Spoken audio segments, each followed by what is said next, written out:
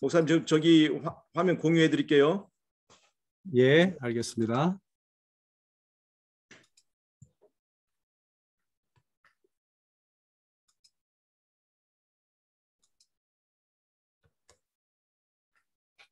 예, 바로 시작하시면 되십니다. 예. 그러면 제가 화면을 공유하면 되겠죠? 예, 예, 예. 목사님 설명 보시는데. 오케이. 예, 화면이 공유됐습니까? 예, 예, 됐습니다. 예, 감사합니다. 자, 그러면 시작을 하면 됩니까? 예, 바로 시작하시면 됩니다. 아, 예, 알겠습니다. 예. 우리 성도 여러분 안녕하셨습니까? 안녕하세요. 정말 반갑습니다. 이렇게 만나게 되어서 지금 예. 어떻게 지금 화면이 나가고 있나요? 제 얼굴도? 예, 예, 잘 보입니다. 예, 목사님. 예, 알겠습니다. 네, 우리 잠깐 기도드리고 시작하겠습니다. 예. 하나님 아버지, 오늘 저희들에게 하나님의 귀한 은혜를 주셔서 감사합니다. 아멘. 오늘 산수익교회에 국내와 국외 세계 도처에 있는 당신의 종들이 함께 모여서 예배를 드리고자 하오니 하나님의 성령께서 우리에게 교훈하여 주시옵소서. 예수님 이름으로 기도합니다. 아멘. 오늘 이 시간에는 승리하는 믿음이라고 하는 제목으로 함께 말씀의 은혜를 나누도록 하겠습니다. 본문은 시편 27편입니다. 이 성경절을 읽도록 하겠습니다. 시편 27편 4절. 내가 여호와께 바라는 한 가지 일, 곧 그것을 구하리니, 곧 내가 내 평생에 여호와의 집에 살면서 여호와의 아름다움을 바라보며 그의 성전에서 사모하는 그것이라. 본문이 지금 나오고 있는 거죠? 예, 나오고 있습니다. 네. 그냥 화면을 좀 옮겨놔서. 오늘이 9월 18일입니다. 이틀 전 목요일 날 9월 16일 날이 대속죄일이었습니다. 티슈리월 10일이었습니다. 예. 대속죄일은 그 전날 9일 날 저녁부터 시작해서 10일 날 저녁까지 되기 때문에 이스라엘에서는 9월 15일부터 16일까지를 대속죄일로 지켰습니다. 유대인들은 제6월달, 그러니까 에룰월이라고 말합니다. 6월달 내내, 한 달 내내 시편 27편을 암송했습니다. 그래서 오늘 우리가 시편 27편을 보는데 아주 이것은 지난달에 다 한 달 내내 암송한 장입니다. 그러면 왜 시편 27편을 암송을 했을까요? 7월 달에 대속죄일을 준비하기 위해서였습니다. 제가 잠깐 공유 중지하고 다시 공유하겠습니다. 네.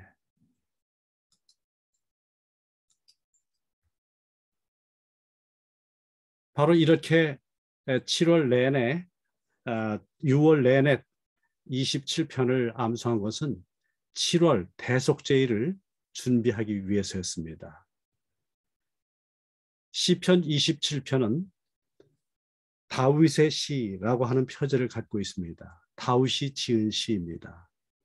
그런데 시편 27편을 보면 다윗이 위기 때에 보여주었던 믿음의 본질을 보여주고 있습니다. 다윗처럼만 준비될 수 있다면 하나님의 대심판의 날, 대속죄일에도 살 수가 있는 것이죠. 어떤 위기 속에서도 우리가 믿음을 지킬 수 있다면 정말 승리하는 삶을 살 수 있습니다. 하나님께서 받아주실 수 있는 삶을 살 수 있습니다. 시편 127편을 좀 보게 되면 여기에 큰 주제들이 있는데 1절로 6절은 하나님을 신뢰하고 확신하는 것, 그리고 13절도 그렇습니다. 이 가운데 보게 되면 다윗이 거짓 고소를 당했고 핍박을 받았고 하나님이 임재하시는 성전으로부터까지 쫓겨난 상황입니다. 더 이상 하나님 성전에 나아갈 수 없는 그런 몸입니다.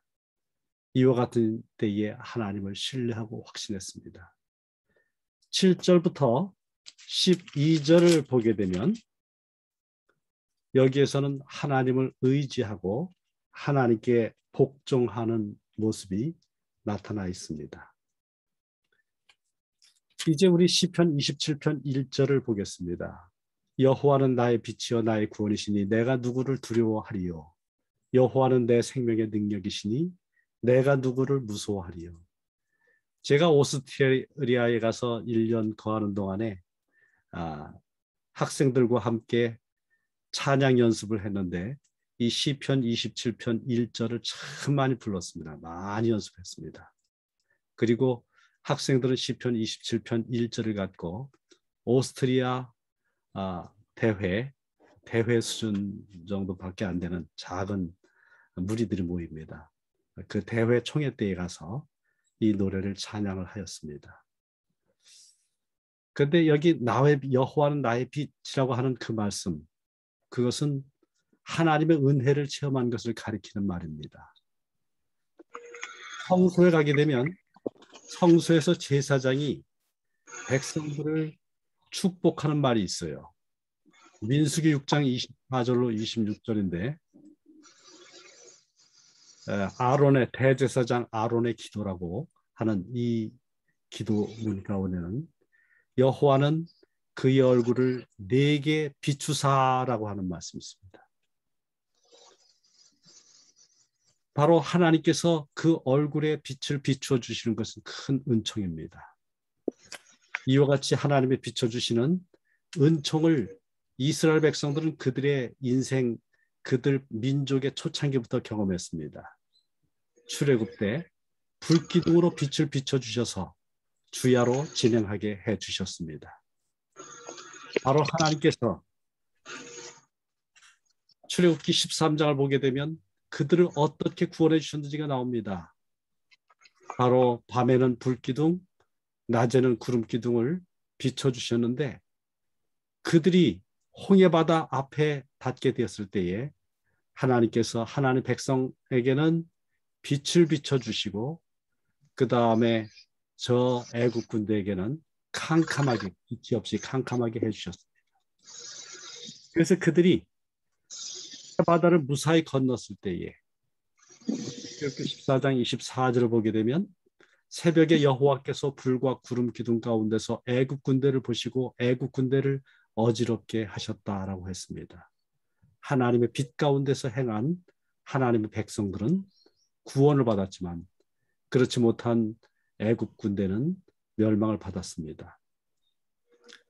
예수님께서 이 땅에 오셨을 때 바로 광야 생활을 기념하는 초막절이었습니다. 그 초막절 때 예수님은 참 빛이신 당신에 대해서 소개를 했습니다. 예수께서 또 말씀하여 이르시되 나는 세상의 빛이니 나를 따르는 자는 어둠에 다니지 아니하고 생명의 빛을 얻으리라. 요한복음 8장 2절의 말씀입니다. 우리 성경 전체를 마치면서 예수님이 주신 메시지는 바로 당신 우리들을 인도하시는 광명한 새벽별이라고 말씀 주셨습니다. 정말 광명한 밝은 그 빛, 그 예수님을 따라 행하면 우리들은 생명의 길 가운데서 행할 수 있습니다. 이렇게 여호와는 나의 빛이라고 했는데 예수님이 당신을 빛이라고 하신 그 말씀을 통해서 우리는 시편 27편을 예수 그리스도의 빛 가운데서 읽을 수 있습니다. 예수님이야말로 우리의 빛, 우리의 구원자이십니다. 우리가 시편 27편 2절을 보면 악인들이 내 살을 먹으려고 내게로 왔으나 나의 대적들, 나의 원수들인 그들은 실족하여 넘어졌다 고 했습니다. 악인들 내 살 먹으려고 왔다. 바로 이 내 살을 먹으려고 왔다고 하는 그 의미는 나를 물어뜯는다라고 하는 뜻을 갖고 있어요. 중상모략 비방하는 것을 의미합니다. 바로 다윗은 이렇게 그를 중상하고 모략하는 사람들, 그에게서 흠을 찾는 사람들 때문에 계속해서 사울을 피해 도망칠 수밖에 없었습니다. 바로 이와 같은 거짓 증인들에 대해서 시편 27편 12절은 내 생명을 내 대적에게 맡기지 마소서. 위중자와 악을 토하는 자가 일어나 나를 치려 함이니이다 라고 말을 했습니다. 자, 그런데 이렇게 나를 중상하고 모략하고 비방하고 나를 잡아먹으려고 그렇게 애쓰는 한 존재가 있습니다. 바로 그 존재는 에덴에서부터 있었던 존재입니다. 예수님께서는 요한복음 8장 14절에 너희는 너희 아비 마귀에게서 났으니 그 예수님을 헐뜯고 예수님을 잡아먹을 듯이 그렇게 대적하는 유대인들에게 너희 아비 마귀에게서 났다라고 말을 했습니다. 그러면서 그 근원인 너희 아비 마귀가 누구냐? 그가 거짓말쟁이요 거짓의 아비라고 말했습니다. 에덴에서부터 거짓말한 존재고 에덴에서부터 그의 거짓말을 통해서 사람을 죽인 그 인류를 죽인 그와 같은 존재입니다. 바로 하나님의 백성들 마귀는 언제든지 잡아먹기 위해서 힘을 쓰고 있습니다. 오늘 우리가 이 땅에서 살아가는 것은 대쟁투 속에서 살아가고 있습니다. 매일매일 우리는 이 위대한 대쟁투에서 싸움을 하고 있는데 때로는 우리들이 매일 당하는 고난을 통해서 이와 같은 대쟁투가 대쟁투의 싸움이 벌어집니다. 아무튼 매일매일의 삶은 대쟁투의 싸움에서 우리가 하나님을 힘입어서 승리해야만 할 그 같은 싸움입니다. 이렇게 대쟁투에서 매일매일에서 싸움에서 승리한 사람들이 마지막 환난 때에 승리할 수 있습니다. 하나님의 백성들이 언제까지나 편안하게 살 수 있을 것이라는 보장은 없습니다. 아마겟돈 전쟁을 향해서 이 지구의 역사는 흘러가고 있습니다. 자, 그런데 우리들에게 힘을 주는, 우리에게 승리를 주는 그 하나님, 그분을 우리가 어디에서 만날 수 있을까요? 다윗은 시편 27편 4절에 말했습니다. 내가 여호와께 바라는 한 가지 일 그것을 구하리니 곧 내가 내 평생에 여호와의 집에 살면서 여호와의 아름다움을 바라보며 그의 성전에서 사모하는 그것이라고 하였습니다. 한 가지, 평생에 구할 수 있는 한 가지 일만 구한다면 그것이 무엇일까요? 여기에서 여호와의 집에 살면서라고 말했습니다. 바로 예배를 드리는 것입니다. 여호와의 집에 살면서 그의 아름다움을 체험하고 그분에게서 배우는 일, 이것은 예배와 제자됨, 이것이야말로 우리들에게 있어서 구해야 할 한 가지 일입니다. 어떻게 우리는 여호와의 아름다움을 성전에서 볼 수 있을까요? 성전에 가게 되면 이방 종교와 가장 커다란 차이가 이방 종교는 거기 자기가 어떤 신을 섬기는지 그 신의 형상이 있습니다. 그런데 여호와의 종교는 하나님 믿음은 어떤 형상을 만들어 놓지 않았습니다. 하나님 전에 가서 하나님께서 직접 주신 뭔가 형상화되어 있는 그것을 볼 수 있다면 그것은 법궤 속에 있는 십계명밖에 없습니다. 자,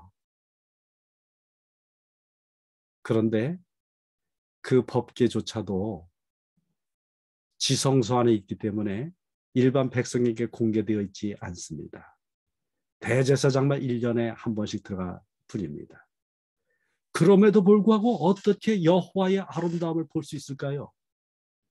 그것은 우리 마음속으로 그려보는 것입니다. 예배자가 제물을 갖고 하나님께 나아갑니다. 그러면 그 제사장이 예배자에게 제물의 의미에 대해서 가르쳐 줍니다. 하나님의 구원의 계획에 대해서 가르쳐 줍니다. 이렇게 배우게 될 때에 제사장의 말을 통해서 그 마음속에 정말 아름다우신 하나님을 그려보게 됩니다. 내가 여호와께 바라는 한 가지 일, 그것을 구하리니 곧 내가 내 평생에 여호와의 집에 살면서 여호와의 아름다움을 바라보며 그의 성전에서 사모하는 그것이다. 여기 특별히 우리가 살펴보고자 하는 말이 있는데 그것은 성전에서 사모하는 그것이다라는 말입니다. 이 사모하다라고 하는 단어가 히브리어의 바카르라고 하는 단어입니다. 그런데 이 바카르는 묻다, 조사하다라고 하는 뜻을 갖고 있습니다. 묻다. 그래서 성전에 들어가게 되었을 때에 성전에서 하는 그 일은 단순히 일방적으로 전달되는 것 하나만 보는 것, 하나만 일 방향만 있는 것이 아니라 묻는 것, 하나님께 묻는 것, 그리고 하나님께서 답을 주시는 것, 이렇게 쌍방향에 존재합니다.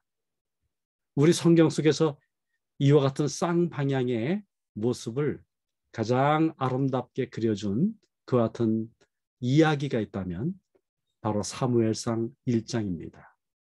한나가 하나님께 대화를 했죠. 하나님과 대화를 하고 또 하나님께서 거기에 대해서 응답해 주실 것을 보았습니다.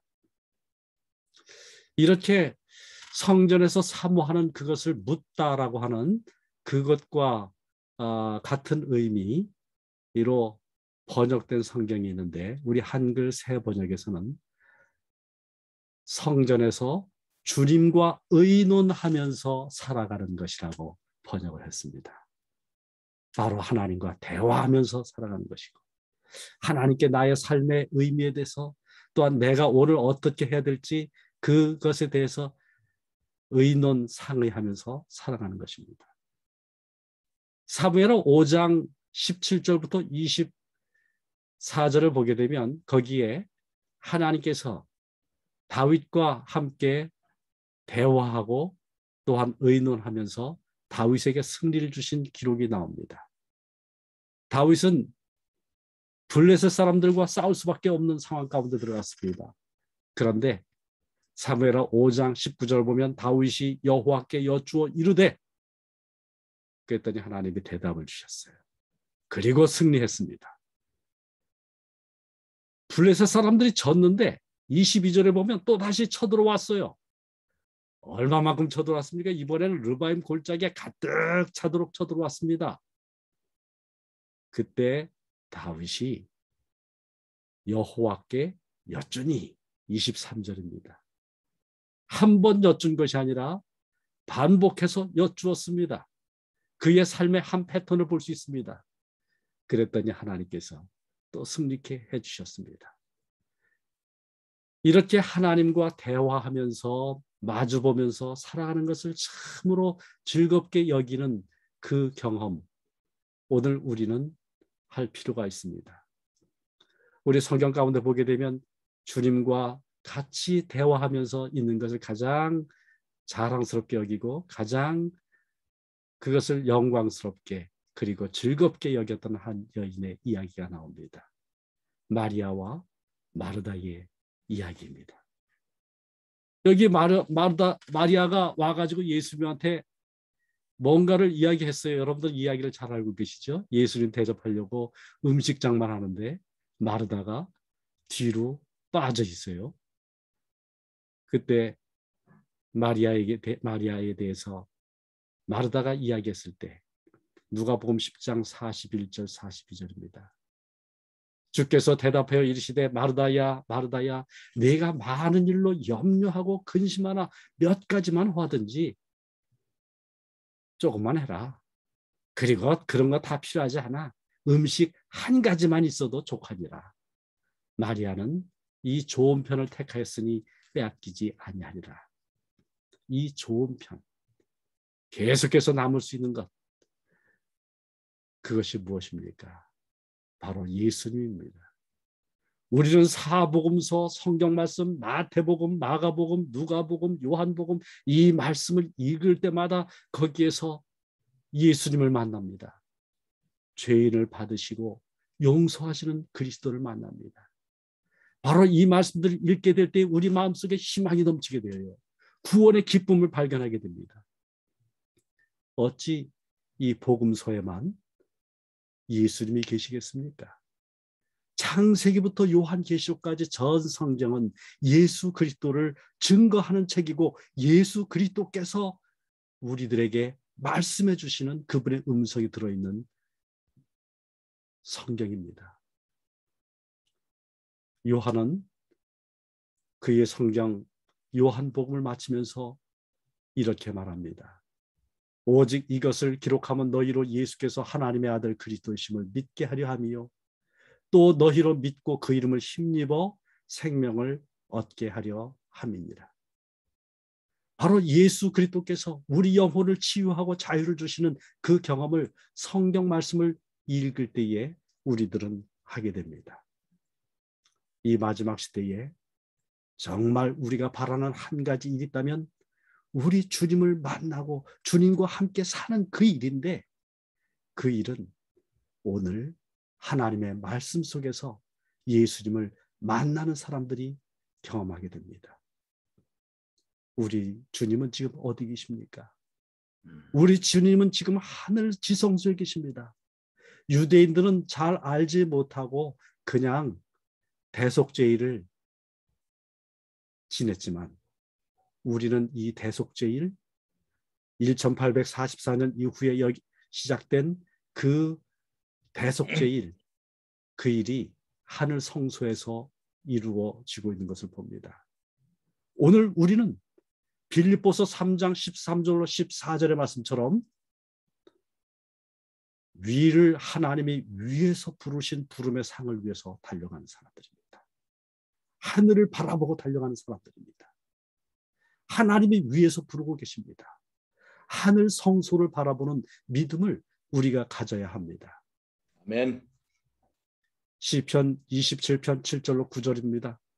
여호와여 내가 소리내어 부르짖을 때에 들으시고 또한 나를 긍휼히 여기사 응답하소서. 너희는 내 얼굴을 찾으라 하실 때에 내가 마음으로 주께 말하되 여호와여 내가 주의 얼굴을 찾으리다 하였나이다. 주의 얼굴을 내게서 숨기지 마시고 주의 종을 노하여 버리지 마소서. 주는 나의 도움이 되셨나이다. 나의 구원의 하나님이시여 나를 버리지 마시고 떠나지 마소서. 하늘 성소를 바라보게 될 때에 우리는 내 얼굴을 찾으라 하는 하나님의 음성을 듣습니다. 예수님의 얼굴을 하늘 성소에서 만나게 됩니다. 자, 그런데 시편 27편은 정말 아름다운 책입니다. 시편 27편의 문학적인 구조를 보게 되면 교차 대꾸법으로 되어 있어요. A, 교차 대꾸법에 대해서는 제가 몇 번 말씀드렸기 때문에 이해하시라고 생각합니다. 여기 시편 29편에 교차 대꾸법이 나와 있습니다. 여호와는 내 생명의 능력 A인데 바로 그 하나님의 생명의 능력이시기 때문에 A 다시에 해당되는 부분 그가 내 마음을 담대게 하시리라. 여호와의 아름다움을 볼 것이라고 했는데 여호와의 아름다움은 무엇입니까? 13절에 보게 되면 B다시에 해당되는 13절에 보게 되면 정말 선하신 하나님을 우리가 만나게 될 때 얼마나 그 은혜가 넘치는지 모릅니다. 여호와의 아름다움을 경험합니다. 이 C다시에는 내 원수가 나오고 그 다음에 D다시는 세 가지 긍정적 간구와 세 가지 부정적 간구가 나옵니다. 그런데 바로 이 교차 대꾸법의 맨 핵심 그것은 내 얼굴을 찾으라입니다. 내 얼굴을 찾으라. 성소로 들어가야 하나님의 얼굴을 찾습니다. 하나님을 찾는데 우리가 성소에 들어가서 하나님께 기도하지요. 하나님께 부르짖지요. 근데 시편 50편 15절 환난 날에 나를 부르라. 내가 너를 건지리니 네가 나를 영화롭게 하리로다. 하나님 말씀하십니다. 우리가 찾는 그 하나님, 그분은 어떠신 분입니까? 이사야 49장 15절 16절에 보면 여인이 어찌 그 젖 먹는 자식을 잊겠으며 자기 태에서 난 아들을 긍휼히 여기지 않겠느냐. 그들은 혹시 잊을지라도 나는 너를 잊지 아니할 것이라. 내가 너를 내 손바닥에 새겼다고 말했습니다. 정말 우리를 자식처럼, 자식 이상으로 사랑하시는 그 하나님께서 우리를 구하시기 위해서 독생자 예수 그리스도를 주셨습니다. 지금 하늘 성소에서 우리들의 영원한 운명이 결정되어지고 있습니다. 우리가 바퀴벌레처럼 그냥 하나님으로부터 도망가 버리면 우리는 영원히 잃어버린 바 된 사람들입니다. 그러나 우리가 정말 못난 모습일지라도 하나님 앞에 있는 그들의 모습, 우리의 모습 그대로 하나님께 나아가게 될 때 우리에게 희망이 있습니다. 하나님께서 우리들에게 구원의 약속을 주셨습니다. 우리가 어떤 인간적인 능력이나 어떤 사람의 빽이나 내가 갖고 있는 어떤 성경 지식이나 그것은 우리가 의지할 바가 못 됩니다. 우리는 하나님이 주신 약속의 말씀을 의지해서 아버지 앞에 나갈 수 있습니다. 어떤 일이 있어도 하나님만 신뢰해야 합니다. 정말 지금 하나님의 보좌 앞에 있을 때에 우리들에게 있어서 가장 커다란 것은 하나님이 나를 붙드시고 나를 의롭게 해주셨다고 하는 그 같은 약속입니다. 로마서 8장 33절 말합니다.